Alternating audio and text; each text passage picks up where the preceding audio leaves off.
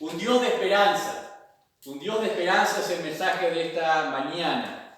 Vamos a ver dos partes. Vamos a iniciar este domingo y continuar el domingo que viene. Hoy vamos a ver nada más la importancia de la comunicación de la misma esperanza. ¿Tienes esperanza en algo? ¿Cuál es nuestra esperanza? ¿Saben que el sentido de la palabra de esperanza, o lo que significa para la vida de la gente, la esperanza, se ha vuelto tan tenue, tan insignificante que ha perdido razón en sí misma? Por ejemplo, esperamos este invierno no enfermarnos. Esa es esperanza para el mundo. Esperamos conseguir un buen trabajo. Espero que me aumenten el sueldo. Espero llegar a fin de mes. A veces el sentido mismo de la esperanza no pasa de los aspectos prácticos de las necesidades de cada día, de necesidades materiales, necesidades cortas en tiempo y en espacio. Y cuando usamos tan vagamente el sentido de la misma esperanza, la esperanza se vuelve solamente una ilusión, algo que deseamos, algo que nos gustaría que pase. Si pasa, fantástico, y si no pasa, bueno, no se dio, no pasó. Eso no es en ninguna manera lo que la Biblia nos comunica de lo que es la esperanza para el hombre. No es extraño encontrar gente desesperada en la calle todos los días, gente desesperada dentro de los mismos cristianos, cuando el sentido de la esperanza no pasa más allá de lo que puedo tener, de los acontecimientos o las situaciones que se pueden dar de tal o cual manera. Si eso es todo el sentido de la esperanza, vamos a encontrar mucha gente desesperanzada por la calle, a nuestro alrededor, y por qué no nosotros mismos. Encontrarnos esos días en los cuales parece que no tenemos esperanza, que no hay un futuro, no hay una posibilidad, no hay una ventana de aliento en ninguna manera. De eso toma rédito o crédito las empresas publicitarias. No sé si pueden notarlo, tal vez lo noten después de esta mención en sus propias casas. Ya para una empresa publicitaria no es suficiente vender un producto. Tienen que vender una esperanza detrás o con el producto. Por ejemplo, quieren vender un colchón y te dicen, no puedes descansar bien, tu día se vuelve cuesta arriba porque no pudiste descansar, y muestra una persona caminando así, todo maltrecha todo el día, compra el colchón XD, o lo que sea que quieran llamarlo, el colchón Super Miguel Visoso, o el nombre que le quieran poner, y verás que tu vida cambia, y ponen una persona radiante, cuerpo perfecto, como si eso tuviera algo que ver con el colchón, del día corriendo para aquí y para allá, familias alegres, casas perfectas, porque están usando tal colchón. ¿Qué te están vendiendo? ¿Un colchón? No, esperanza. Esperanza para tu familia, esperanza para el bien familiar, esperanza para todo lo que te va a suceder en el siguiente día. Te venden eso en realidad, no te venden en sí el colchón, pero el colchón capaz que es el mismo que cualquier otro colchón, o peor que algún otro. Pero te muestran gente muy feliz después que lo usa, familias perfectas después que lo usan. Te venden una esperanza. ¿Saben que la palabra de Dios trae una verdadera esperanza? Esas son falsas esperanzas, generan falsas expectativas. Entonces esa falsa esperanza, luego que uno corre tras ella y ahí llegó allí, se sigue levantando igual de cansado, nada más que pensando en la cuenta que tiene que pagar por el colchón. La familia sigue siendo igual, la casa sigue siendo igual, y los problemas del trabajo siguen siendo igual, y el estrés sigue siendo el mismo.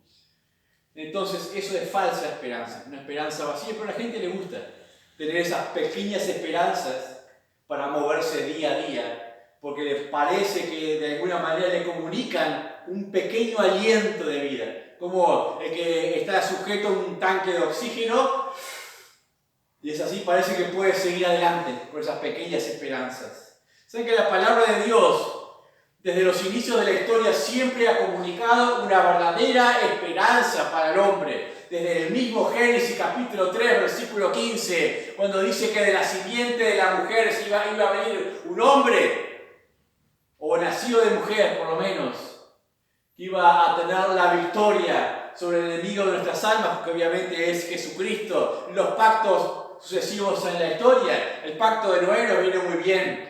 En los tiempos de Noé con el arco iris, en esos tiempos de lluvia e inundaciones, cuando dice que la tierra no va a ser más anegada en agua, no va a venir un juicio como en aquellos tiempos. Eso es una promesa y nos da esperanza a nosotros cuando empieza a llover y sigue creciendo el agua, que no va a parar nunca más. Nos vamos a ahogar todos, el mundo se va a ahogar. No va a suceder eso.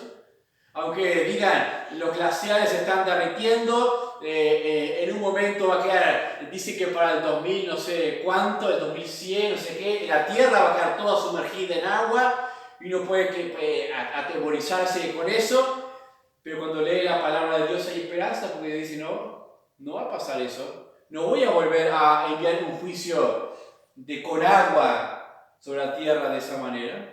El último juicio va a ser con fuego, no con agua, peor. No sé si peor o peor, mejor, ¿no?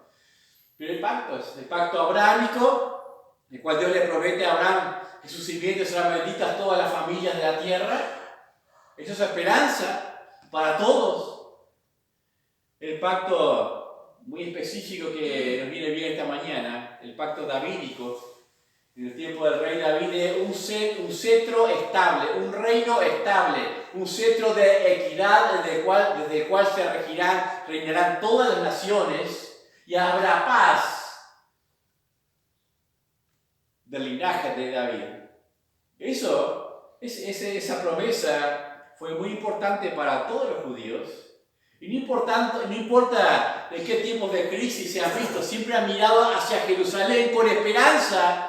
Porque hay una promesa en las profecías de ese reino, de un Mesías libertador, de un Cristo. Y esa esperanza es algo de lo que vamos a ver esta mañana, porque llegó un momento en la historia en que Dios hizo tangible su esperanza, la hizo visible en su propia humanidad. Dios se humanó para que esa esperanza fuera palpable por los hombres, en testimonio de la fidelidad a la profecía que Dios había establecido en la antigüedad. Hay un par de pasajes allí, por ejemplo, en Mateo 20-29. Mateo capítulo 20-29, hablando de ese tiempo de esperanza visible, para que vean qué había en el corazón de aquellos judíos, de aquellos hombres, en relación a la promesa, el anuncio o la comunicación de la esperanza de parte de Dios a través de aquel pacto. Dice en Mateo capítulo 20, versículo 29, al salir ellos de Jericó, les seguía una gran multitud, y dos ciegos que estaban sentados junto al camino, cuando oyeron que Jesús pasaba, clamaron diciendo: Señor, Hijo de David, ten misericordia de nosotros. Y la gente les reprendió para que callasen, pero ellos clamaban más diciendo: Señor, Hijo de David, ten misericordia de nosotros. Y deteniéndose Jesús los llamó y les dijo: ¿Qué queréis que os haga? Ellos le dijeron: Señor, que sean abiertos nuestros ojos. Entonces Jesús, compadecido, les tocó los ojos y enseguida recibieron la vista y le siguieron. ¿Por qué aquellos ciegos encontraron un momento de esperanza? ¿Vieron a Jesús? No, porque eran ciegos. Sabían que Jesús venía por allí.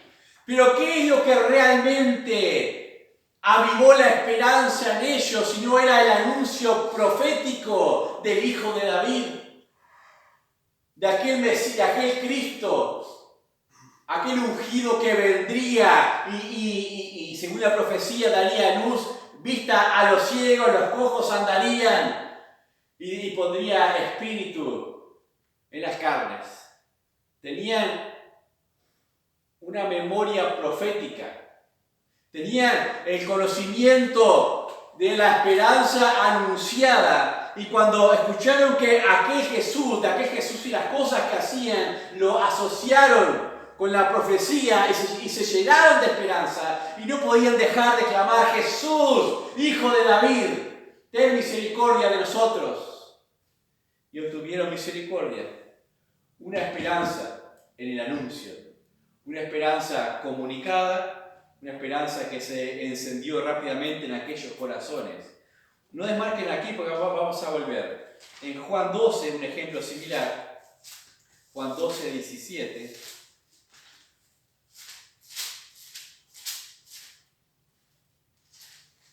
Juan 12, 17 al 18 dice: y daba testimonio la gente que estaba con él cuando llamó a Lázaro del sepulcro y le resucitó de los muertos, por lo cual también había venido la gente a recibirle, porque habían oído que él había hecho esta señal. ¿Por qué venía la gente a recibir a Jesús en la entrada a Jerusalén? Porque habían oído lo que él hacía. Hubo una comunicación de esperanza por los hechos vistos, por los hechos testificados. Hubo una comunicación real de esperanza. Y cuando se comunica la esperanza, la gente tiene luz. La gente tiene una ventana de posibilidad. Y eso buscaba la gente allí en Jerusalén. Hay una palabra en la Biblia que cantábamos hace un momento, ese himno, que tiene que ver con la esperanza. Hosana. Hosana es una esperanza que tiene que ver con la esperanza. Y un día como el de hoy, un primer día de la semana, estaba entrando el Señor Jesucristo hacia Jerusalén. Estaba siendo seleccionado y apartado 3 días antes de su muerte. Era el día que se seleccionaban los corderos para la Pascua. Que se hacía una selección minuciosa para los corderos que tenían que ser inmolados. Y así estaba la gente en alguna manera, cuando le reciben en la entrada a Jerusalén, estaban seleccionando al Cordero de Dios que quita el pecado del mundo, y estaban aclamándolo en aquel momento. Este domingo, algunos lo llaman Domingo de Ramos. Y eso que la familia Ramos no existía en aquel momento. Una pequeña broma. Pero Domingo de Ramos asociado a una tradición católica comercial. Comercial porque pretende vender esperanza. Vender esperanza ajena. A través de los ramos que se llevan hoy a las catedrales, y si los moja se les salpica con algo, y se les dice, bueno, llevan este ramo a su casa y la bendición de Dios llegará a sus propios hogares. Eso es vender esperanza. Pero falsa esperanza, como hacen los que venden colchones, diciéndole la felicidad de su hogar consiste en comprar este colchón. Toda buena dádiva, todo don perfecto desciende de lo alto, no de los hombres. No de los rituales, desciende de Dios. Así que ve a Dios si quieres bendición para tu hogar. Lo cierto es que un día como el de hoy estaba sucediendo esto. Jesús estaba entrando a Jerusalén.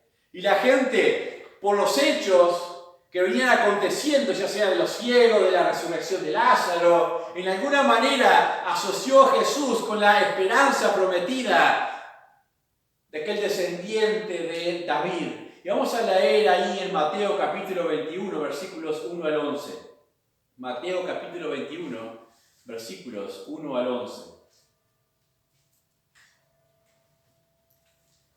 Cuando se acercaron a Jerusalén y vinieron a Betfagé, al monte de los olivos, Jesús envió 2 discípulos diciéndoles: id a la aldea que está enfrente de vosotros, y luego hallaréis una asna atada y un pollino con ella, desatadla y traédmelos. Y si alguno os dijere algo, decid: el Señor lo necesita, y luego los enviará. Todo esto aconteció para que se cumpliese lo dicho por el profeta cuando dijo: decid a la hija de Sión, he aquí tu rey viene a ti, manso y sentado sobre una asna, sobre un pollino, hijo de animal de carga.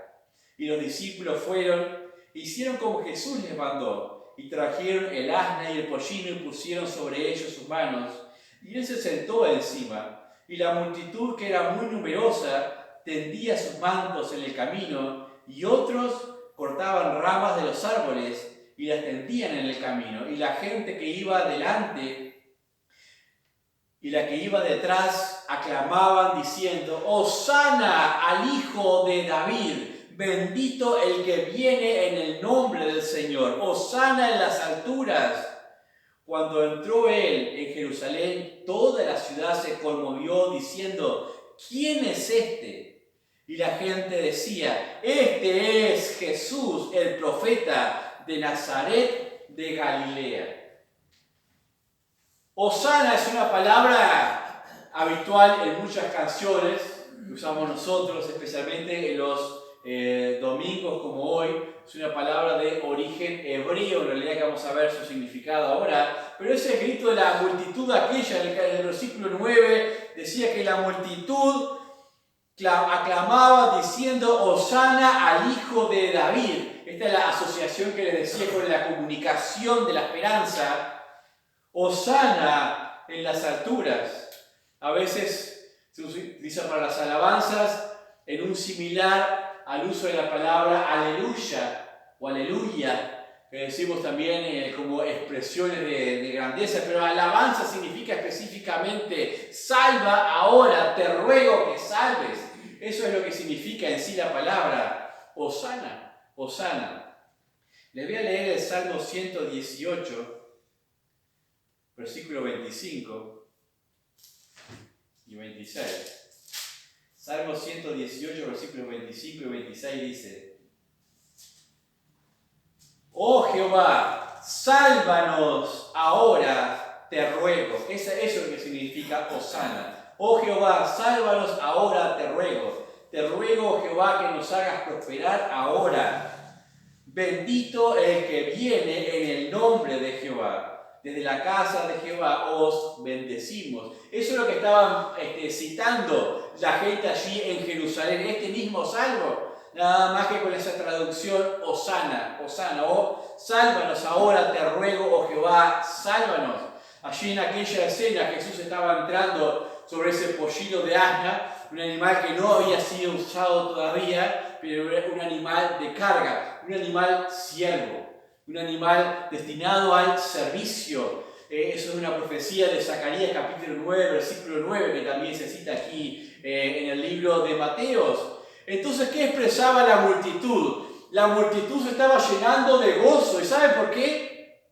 Porque se había encendido nuevamente la llama de la esperanza, que había sido comunicada tantos cientos de años atrás. Y se comienzan a llenar de júbilo. Y eso es lo que hace la comunicación de la palabra de Dios. Trae esperanza. Aún la comunicación del pasado de tanto tiempo servía para traer esperanza y luz en los tiempos de Jesús. La palabra de Dios es esperanza para el corazón afligido. Y es una verdadera esperanza. Por eso te digo, no te canses de citar la palabra de Dios. Si ves a alguien sin esperanza, no le digas: ya va a pasar. Quédate tranquilo que alguien te va a ayudar. No, cítale la palabra de Dios. Pero si no cree en Dios, la palabra de Dios es viva y eficaz y trae esperanza aún a aquel que dice no creer en Dios. Cita la palabra de Dios, porque aunque en ese momento no la aprecien, en algún momento de su vida van a recordar: recuerdo lo que me dijo fulano melcano de la palabra de Dios.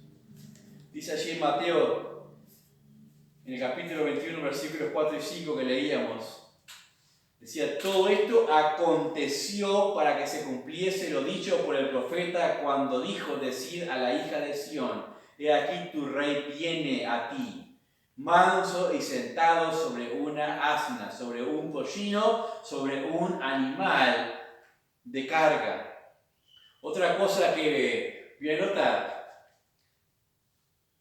es que la esperanza de Dios comunicada a veces deja, o por lo general deja muestras en el camino de su presencia. Y mira, ¿qué está diciendo?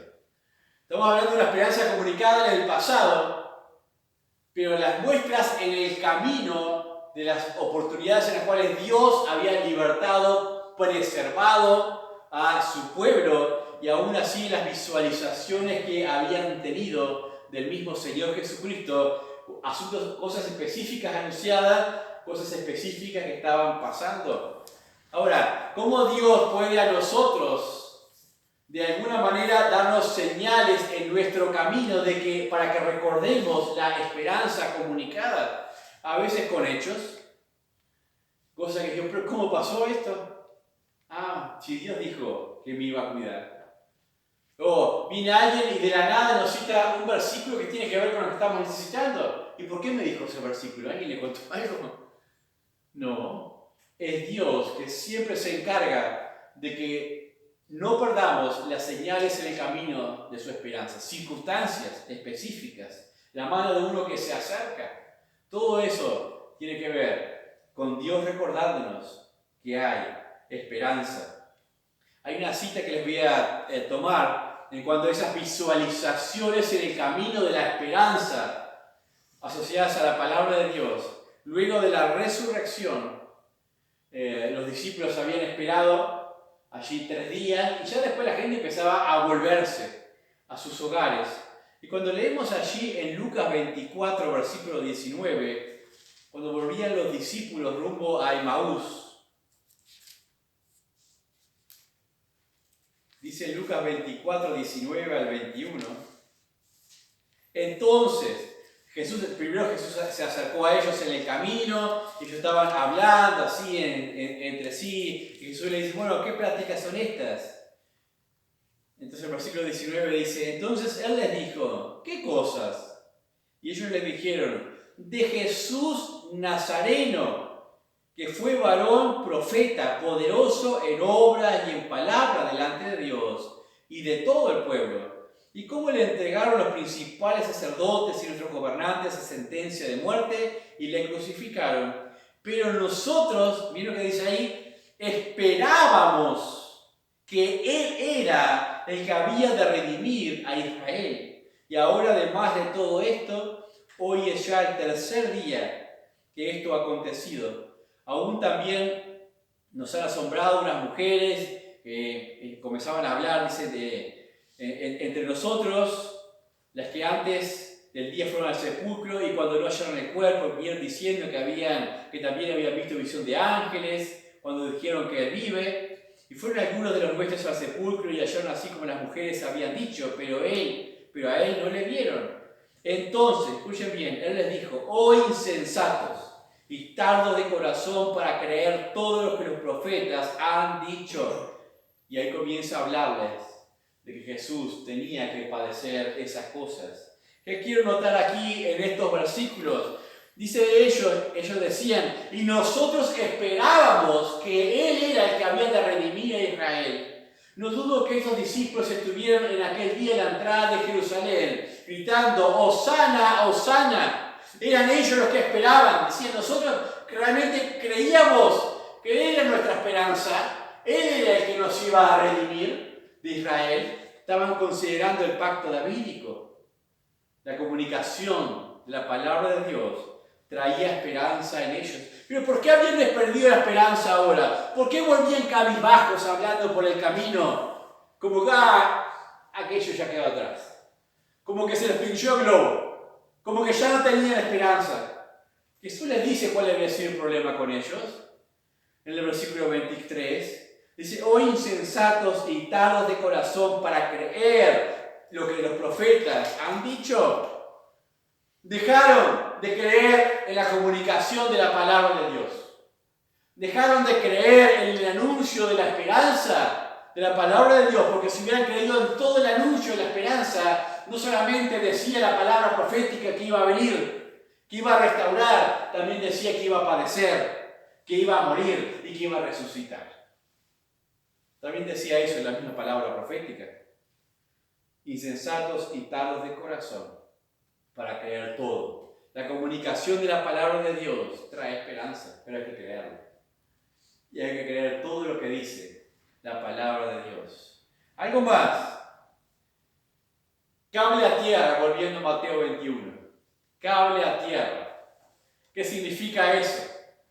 El último versículo que leíamos del capítulo 21 decía, y la gente decía, este es Jesús el profeta, de Nazaret de Galilea. Ustedes me dirán, ¿y qué? ¿Qué importancia tiene eso que se dice acá? Que diga que Jesús es el profeta, ¿parece positivo? ¿Parece positivo que se diga de Nazaret de Galilea?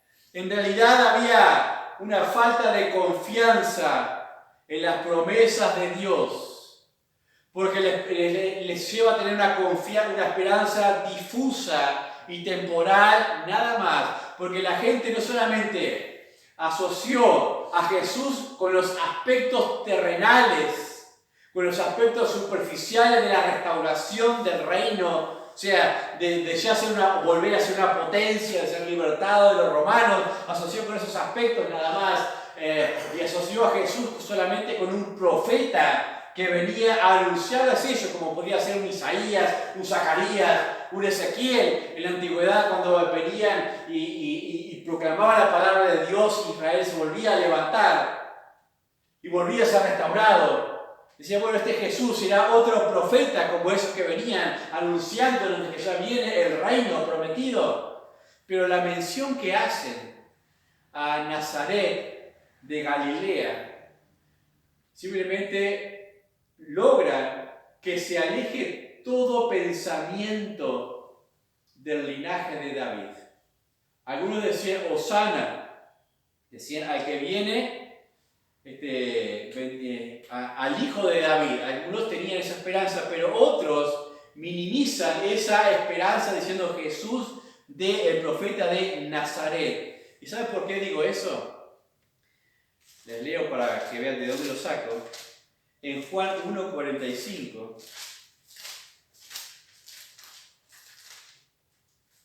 dice,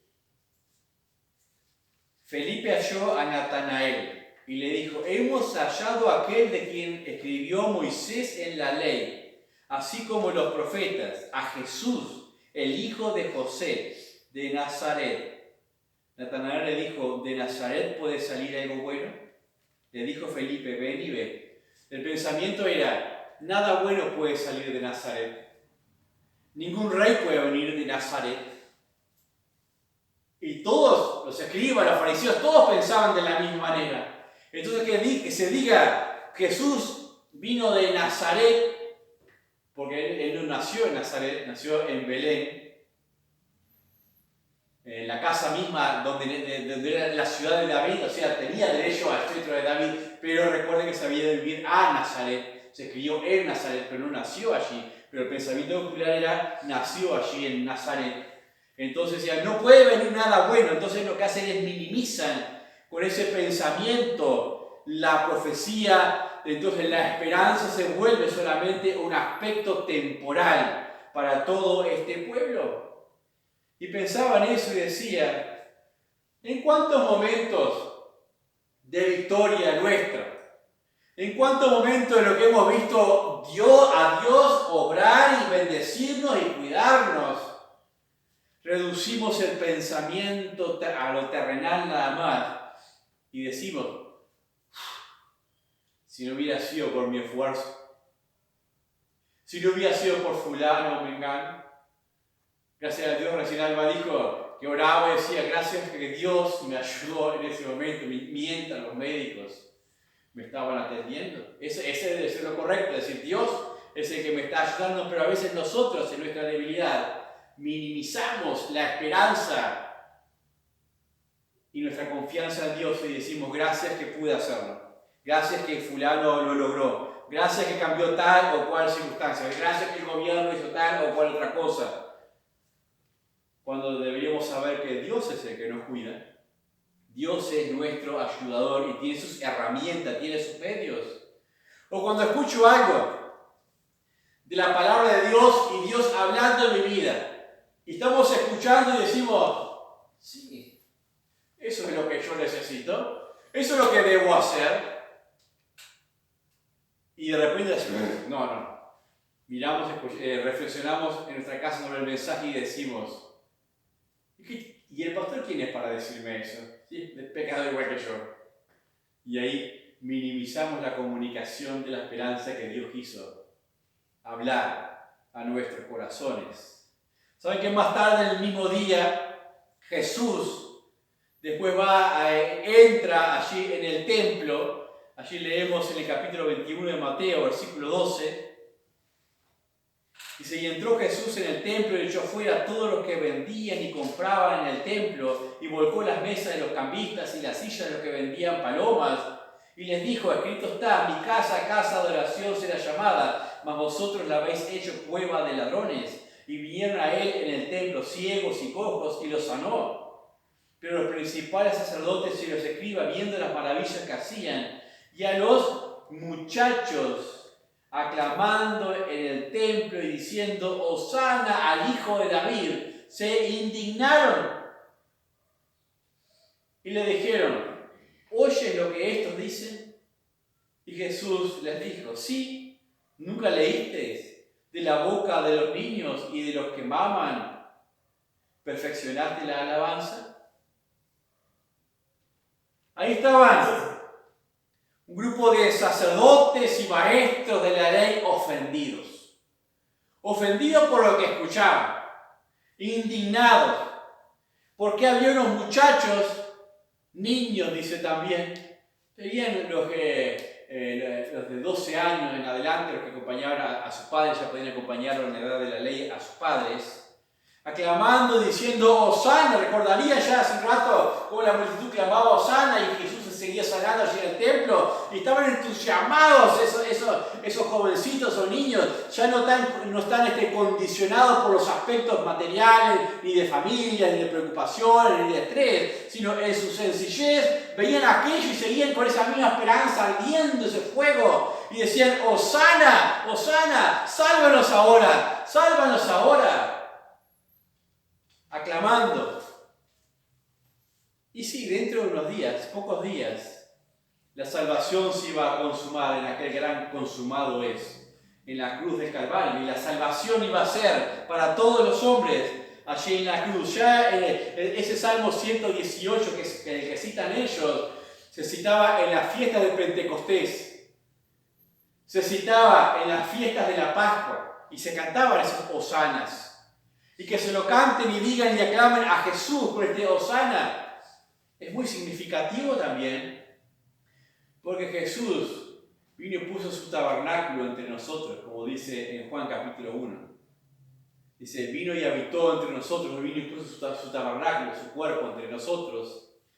Y también en la Pascua se cantaba Hosana, cuando se sacrificaban aquellos corderos, y decía, Dios, sálvanos ahora. Y se lo clamaban a Jesús, siendo el Cordero de Dios, aquel que iba a morir. Es muy significativo este cántico.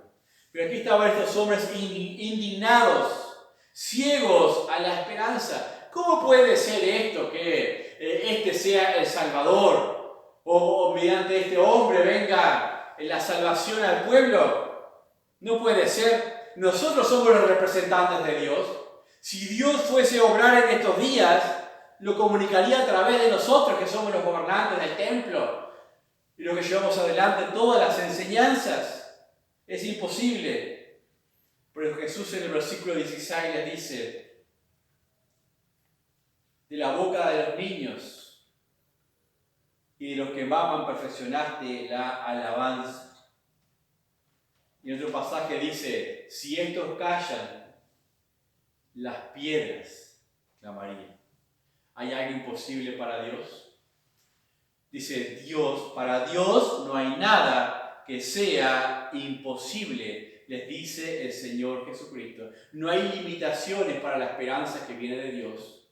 No importa lo que las estadísticas digan, no importa lo que las situaciones nos muestren, La esperanza de Dios no tiene limitaciones. Y si Dios va a salvar, salva. Si Dios dice lo voy a hacer, lo hace. No hay nada que pueda limitarlo. Y en eso pensaba que la vida cristiana es en esencia una vida de esperanza. Eso es la vida cristiana. Una vida que vive en esperanza, contra esperanza, también como decía Pablo. Dice, nosotros andábamos en esperanza, contra esperanza, porque según la esperanza de vivir, de salir adelante en algunas situaciones era imposible. Pero la esperanza de arriba era una esperanza mucho mayor. Entonces la esperanza contra esperanza. Esperanza en Dios contra la esperanza de las bendiciones terrenales. La comunicación de las palabras de Dios trae esperanza. Y esa esperanza nunca les va a avergonzar. Por tanto, necesitamos recurrir más ¿a dónde? A la palabra de Dios. Necesitamos creer más en que en la palabra de Dios. La palabra no es un libro. No es un libro de ilusiones. De ilusiones basadas en historias de la antigüedad. Fantásticas. Algunos pueden decir, son historias fantásticas de la antigüedad. Unos muros de Jericó cayendo, un mar abriéndose, un arca llevando dos de las especies de todo género sobre ella. Y decimos, eso es demasiado fantástico, eso no es real. Pero cuando escarban y buscan en la historia, los arqueólogos, los historiadores, te callan la boca y dicen, sí existió. No quieren decir creo. Algunos sí, llegan a convertirse, pero otros no pueden negar que no existieron todas esas cosas. Tienen que callarse, enmudecer, porque sí pasaron. Los registros históricos no pueden ser borrados. La Biblia, algunos dicen, no es un libro que se aplica a nuestras vidas. La Biblia es viva y es eficaz para todos. La Biblia habla de certezas, habla de cumplimientos proféticos, da visualizaciones de las profecías para que las identifiquemos, pero también la Biblia habla de las cosas que vendrán. La gente hoy día a veces se afana pensando en lo que va a ser mañana y recurre mucho al tarot, ¿qué va a ser de mí mañana? La Biblia dice qué va a ser de ti mañana. La Biblia dice que el que cree en el Hijo de Dios tiene la vida, pero el que rehúsa creer en el Hijo de Dios no verá la vida. La Biblia dice que va a ser el día de mañana de tu vida. La Biblia dice que si llevamos nuestras vidas, cada hombre lleva sus vidas a la corriente de la palabra de Dios, como dice en el Salmo 1, y se deleita en la palabra de Dios, y su hoja no caerá. Verá días buenos, el justo verá días buenos. Dice Proverbios, por ejemplo, capítulo 10, versículo 28. Proverbios 10, 28 dice: la esperanza de los justos es alegría, mas la esperanza de los impíos perecerá. ¿Quién puede tener esperanza? Todos. Los impíos y los justos tienen esperanza. Los impíos tienen esperanzas en las cosas, lo que podrán tener, lo que podrán alcanzar, lo que podrá suceder. Esa esperanza perecerá. O sea, porque las cosas, el mundo cambia, la gente cambia, las circunstancias cambian, nosotros cambiamos y el tiempo corroe todas las cosas, aún nuestros propios cuerpos. Pero la esperanza de los justos es alegría, porque es una esperanza para la misma gloria eterna. Y nosotros como cristianos necesitamos comunicar un poco más de esa esperanza. ¿Cómo comunicamos la esperanza? Comunicando la palabra de Dios. La palabra de Dios. Esta es una buena semana para comunicar esperanza, porque la gente está pensando en Pascua, en chocolates. Si van a comprar chocolates para la gente, hagan esto. Compren chocolate. Citen la Biblia a la gente y tráiganme el chocolate a mí. No, es una broma. Pero si quieren pueden hacerlo. Pero la gente necesita escuchar el mensaje de esperanza. Nuestras familias, nuestros vecinos, que en Cristo hay salvación. ¿Quién es el objeto de nuestra esperanza? Es Dios. Dice 1 Timoteo 6:17. para ir terminando. 1 Timoteo 6, 17. Pablo dándole consejos a Timoteo y a la congregación, dice: a los ricos de este siglo manda que no sean altivos, ni pongan la esperanza en las riquezas, las cuales son inciertas, sino en el Dios vivo, que nos da todas las cosas en abundancia para que las disfrutemos. Qué lindo versículo. Dice: a los ricos de este siglo que no sean altivos. ¿Te acuerdas de la congregación? Había gente pudiente en la congregación. Pero ¿dónde estaban poniendo su esperanza? En sus riquezas, en sus medios. Y eso a veces les llevaba a ser altivos, tal vez con los mismos otros hermanos. Dice: eso es incierto. Pongan la esperanza en un Dios vivo. Pero además dice que tiene abundancia en todas las cosas. Nuestra esperanza en Dios no es solamente para la vida venidera. No es solamente para el gozo del alma. Nuestra esperanza en Dios es para aún las soluciones prácticas de las cosas que necesitamos en nuestra vida. Las soluciones para nuestras familias, para nuestros estudios, nuestros trabajos. Nuestra esperanza tiene que estar siempre puesta en Dios. Puesta en Dios. Y para terminar, el mismo Salmo 118 que habíamos leído, pero los últimos versículos. Salmo 118, versículos 27 al 29. Habíamos leído aquel: sálvanos ahora, bendito que viene en el nombre del Señor, versículo 27. Jehová es Dios. O sea, el Señor es Dios. Y nos ha dado luz.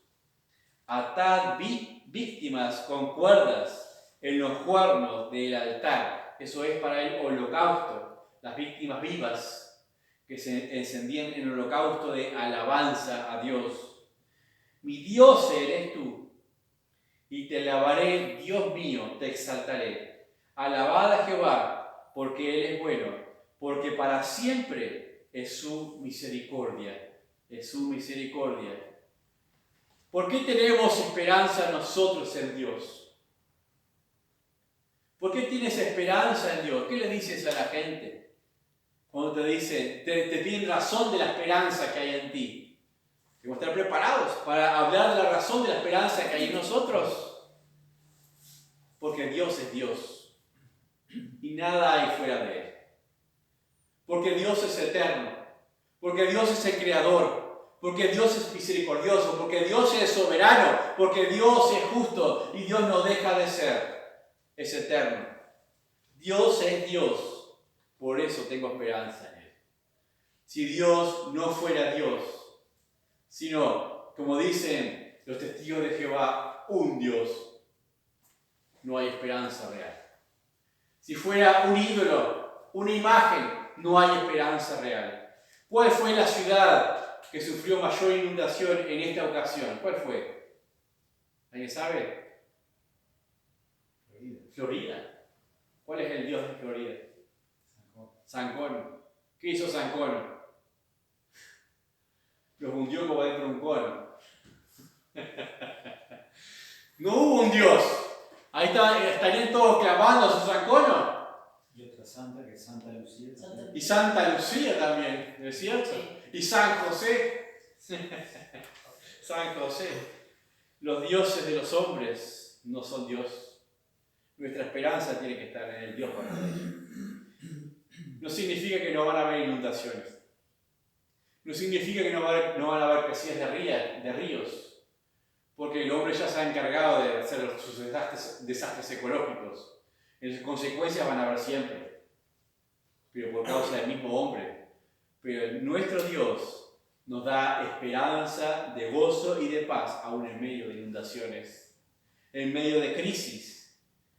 Hay esperanza en Dios. Tenemos un Dios con un amor tan grande, del cual nadie puede decir, no sé si puedo confiar en Dios, porque Dios ha dado muestras de su amor. En Juan 3:16 dice, De tal manera amó Dios al mundo que ha dado a su Hijo unigénito para que todo aquel que en él crea no se pierda, mas tenga vida eterna. Todo hombre puede confiar en Dios y tener esperanza porque Dios ha dado muestras, y lo recordamos esta semana a nivel mundial, de que Dios es amor. Un amor tan grande que no tuvo en cuenta nuestros pecados ni el rechazo del hombre para igual enviar a Jesús a morir por ellos. Dios es amor.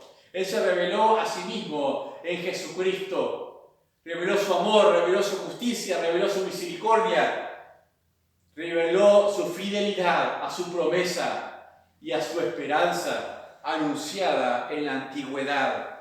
Y allí estaba Jesucristo en la cruz, dando cumplimiento a Génesis 3:15.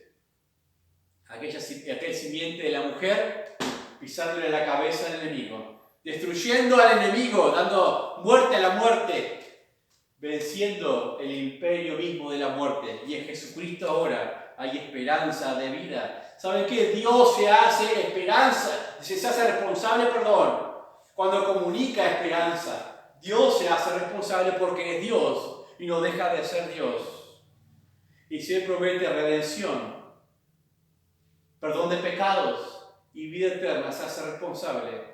Y se hizo responsable enviando a Cristo a morir. Él mismo se humanó. Dios es un Dios de esperanza.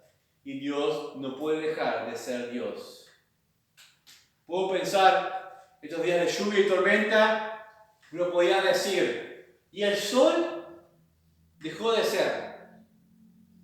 No, el sol no dejó de ser sol y siguió siendo sol, no me equivoco. ¿Dejó de alumbrar? ¿Dejó de calentar? No, se mantuvo igual, en su misma condición. Simplemente no le vimos por un tiempo, pero estuvo en su mismo lugar, no se movió. La tierra se movió, él no se movió. Y pensaba en esto y decía, ¿Dios es Dios? Dios no deja de ser Dios. No pierde ninguna de sus facultades ni sus atributos. Nosotros vamos girando y a veces nos vamos quedando de espalda a Dios. Sufrimos las circunstancias, reconocemos nuestro mal, nos arrepentimos y volvemos a ver a Dios. Dios no se movió. A veces nosotros nos movemos de tal forma que dejamos de contemplarlo y perdemos por un momento la esperanza. La esperanza. En tiempos de tormenta busquemos a Dios. Dios tiene esperanza. Como les dije para terminar, el mismo Salmo 73. Dice el versículo 21 al 28, Salmo 73.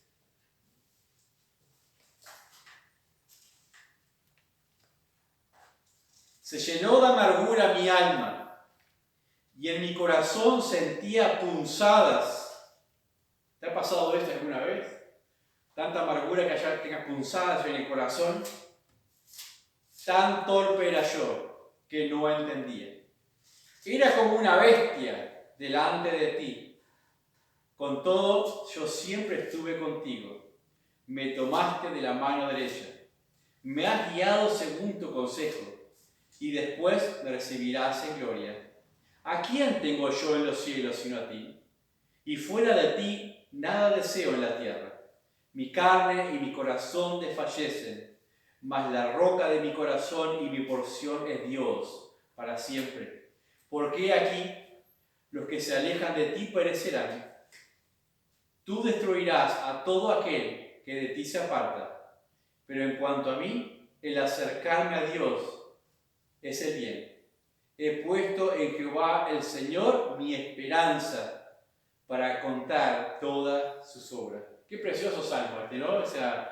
Esa doble forma, la experiencia, la realidad y la esperanza, el poder mirar hacia arriba, el poder preguntarse a quién tengo yo en los cielos. Dios es Dios, Dios es Dios. Dice, fuera de ti nada deseo. Los deseos, como dijimos al inicio, se colocan en conseguiré un buen trabajo, tendré salud, irá bien a mi familia, habrá restauración, no lloverá más. Ahí está la esperanza del hombre, en aquello que puede tocar. El colchón servirá. No se llevará al techo. Si no se caerá al techo, podremos cambiarlo, no podremos cambiarlo. A veces uno empieza a considerar todas las cosas y parece que no hay esperanza. Pero ¿quién es Dios? Dios es Dios. Dios es Dios de todas las cosas. Dios es proveedor. Dios es el hacedor de todo. Entonces, ahí está. He puesto mi esperanza en el Señor, en Jehová el Señor, mi esperanza, para contar todas sus obras. Si realmente has experimentado que la esperanza de Dios es fiable, ¿qué debes hacer? Contar sus obras. Cuenta sus obras. Si realmente crees que la esperanza de la salvación es genuina porque ha llegado a tu vida, cuenta sus obras. Cuenta de lo que Jesús hace. Cuenta de la confianza que puede el hombre tener en Dios. Perseguimos tantas cosas pasajeras pensando que tendremos esperanza allí. Pero allí no hay esperanza. No hay una alegría que perdure. Dios es esperanza. Dice, leí allí, fuera de ti nada deseo en la tierra. Nuestro deseo tiene que ser Dios. Dios, el acercarnos y conocerle un poquito más a Él. Como siempre les dije, la tercera es la vencida, para terminar. En Hebreos 10:22 dice así: acerquémonos con corazón sincero, en plena certidumbre de fe, purificados los corazones de mala conciencia y lavados los cuerpos en agua pura, mantengamos firmes sin fluctuar la profesión de nuestra esperanza, porque fiel es el que prometió. Qué preciosos versículos. Necesitamos acercarnos a Dios, pero con ese corazón puro. O sea, que no busca en el deseo terrenal su esperanza y en Dios al mismo tiempo, a ver cuál de los dos llega primero.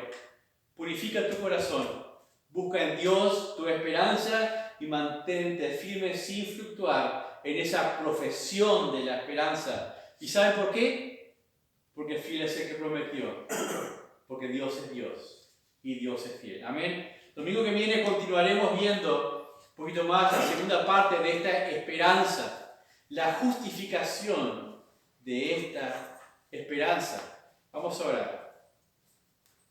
Padre amado, Padre Santo, te damos gracias en esta hora por esta palabra preciosa que nos recuerda la esperanza bienaventurada de aquellos que podemos confiar en tu palabra y en tu promesa, oh Dios.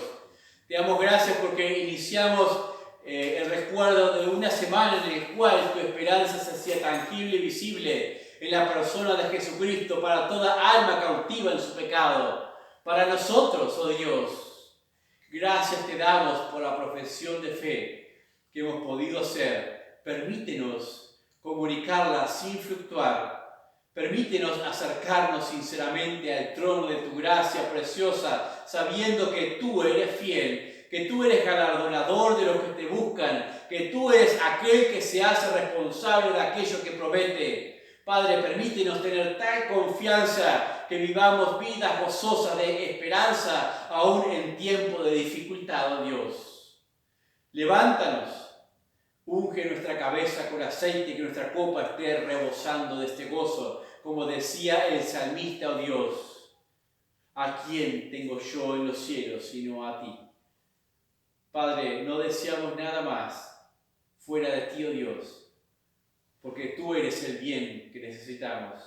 Guárdanos, oh Dios, guarda a los presentes, guarda a los que no han podido llegar y permítenos comunicar esta esperanza a aquellos que andan sin Dios y sin esperanza en este mundo. Te pedimos por el próximo domingo, por el tiempo de actividad especial. Padre, tu bendición sea sobre nuestras vidas, pero sobre aquellos que lleguen, que tu esperanza tome sus corazones y se encienda la necesidad de aclamar a ti, oh Dios, y decir: Hosana, Hosana, sálvanos ahora, oh Dios. Que podamos ver esos clamores de júbilo. Te lo pedimos en el precioso nombre de Jesús. Amén. Amén. Vamos a entonar un último coro.